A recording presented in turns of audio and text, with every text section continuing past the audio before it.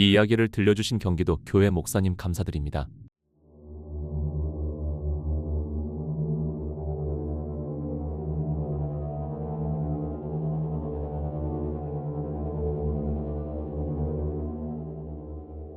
이 이야기는 제 회사 고객님이 다니는 교회 목사님의 실제 이야기로 약 17년 전 이야기입니다. 이 목사님에게는 허락을 받았습니다. 바로 그분 시점으로 들어가겠습니다.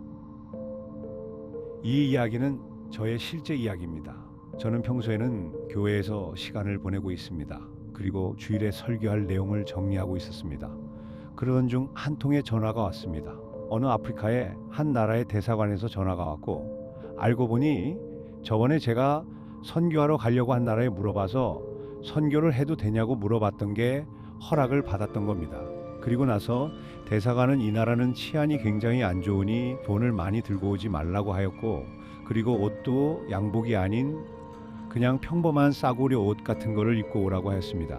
하지만 이 나라는 동양인을 보면 인종차별 및 잘 사는 나라라고 인식이 되어서 무조건 돈을 뜯으려 할 테니 절대로 혼자서 다니지 말라고 하였습니다. 그리고 이 나라는 한국 인구의 4배인 나라입니다.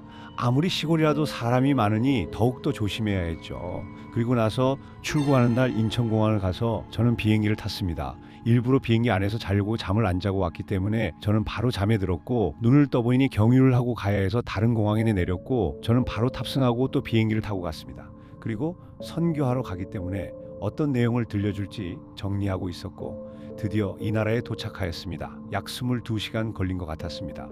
다행히 비행기는 비즈니스를 타고 왔습니다. 일반 이코노미였다면 허리가 나갔을 겁니다.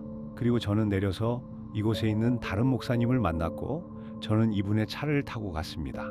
그리고 도착한 곳은 어느 한 마을의 작은 교회였고, 저는 이틀 뒤 다시 귀국해야 하기 때문에 빠르게 이곳에서 청소도 하고 봉사도 하고, 한국에서 가져온 라면, 짜장밥 등 많은 것을 기부도 하였습니다. 그리고 저녁이 되었고, 저는 이 주변에 무엇이 있는지 산책을 나갔습니다. 그런데 산책을 하는데 뒤에 아까 교회에 있던 어떤 청년이 있었고, 저에게 영어로 혼자 다니면 위험하니 제가 경호해드려도 될까요? 저는 알겠다고 하였습니다. 그리고 걷는 중에 저는 물어봤습니다. 이 나라에 살고 태어난 것에 후회는 없어? 제가 다시 태어난다면 아프리카 대륙에서는 안 태어날 겁니다. 저는 이런 식의 대화를 하면서 걷고 있었습니다. 그런데 갑자기 이 청년이 저에게 길을 안내하였고, 저는 알겠다 하였고 그냥 그대로 걸었습니다. 그런데 저는 그 순간 싸했습니다. 왜냐하면 이곳은 엄청 시골입니다. 그냥 배움도 없는 아이들이고 이 나라의 언어밖에 모르는 아이들인데 어떻게 영어를 사용하는지 몰랐습니다. 그래서 저는 이 청년에게 나 배가 아픈데 화장실 가겠다 하였고, 이 청년은 저쪽으로 가면 화장실 있는데 안내해 드릴게요. 아니야, 나는 교회에서 싸야겠어. 목사님 혹시 눈치채셨어요? 눈치챘지? 그냥 잔말 말고 따라오세요. 목사님 목숨이 여러 개가 아니잖아, 그치? 그니까 그냥 따라와. 그리고 바로 주머니에서 칼을 꺼냈습니다. 일반 커터칼이었고, 저는 겁에 질린 채 따라갔습니다. 그리고 10분을 걸으니 어떤 불멍을 피워놓은 곳을 발견하였고, 그곳에 다른 청년 10명이 있었습니다. 저는 납치당했습니다. 이젠 돌이킬 수가 없었습니다. 그리고 저에게 무릎을 꿇게 하였고, 저에게 말하였습니다. Money, give me money. 저는 없다고 하였고, 뺨을 한 대 맞았습니다. 그리고 아까는 커터칼이었지만 다른 청년들이 갖고 있는 건 거다란 야생에 쓰는 기다란 칼이었고, 그 칼을 제 목에 가져다 대면서 Hey, give me money. Do you want to die? 저는 어쩔 수 없었고 현금을 조금 주었습니다. 한국 돈으로 약 19만 원 정도였고, 이걸 받으니 이 청년들은 서로 막 이야기를 나누다가 저는 어떤 한 문장을 들었습니다. Let's just kill it and bury it.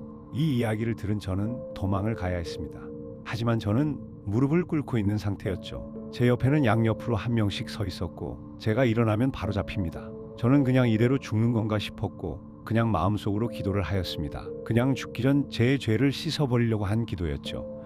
저는 기도를 하던 중 어떤 불빛이 보였고 이쪽으로 오고 있었습니다. 그러더니 차가 4대가 왔고, 아까 그 청년들은 도망갔습니다. 그리고 저는 일어났고 뭔 상황인지 봤는데 경찰차 4대와 아까 그 현지 목사님이 와서 저를 구해주셨던 거였죠. 알고 보니 제가 그 청년이랑 가는 걸 교회의 다른 아이가 보았고 현지 목사님에게 말하였던 겁니다. 이곳은 시골이니 경찰이 출동할 때까지 시간이 좀 걸려서 이제 도착한 거였고 저는 한 대 맞았고 돈도 뺏겼지만 다행히 목숨만은 건졌으니 불행 중 다행이라 생각했습니다. 그리고 저는 조금 충격과 무서움이 많았지만 선교를 하러 온 만큼 저는 겁내지 않고 현지 아이들과 어른들에게 선교를 하고 다시 한국으로 귀국하였습니다. 저는 그때 그 이후로 다른 나라에 선교하러 가는 걸 조금은 무서워합니다.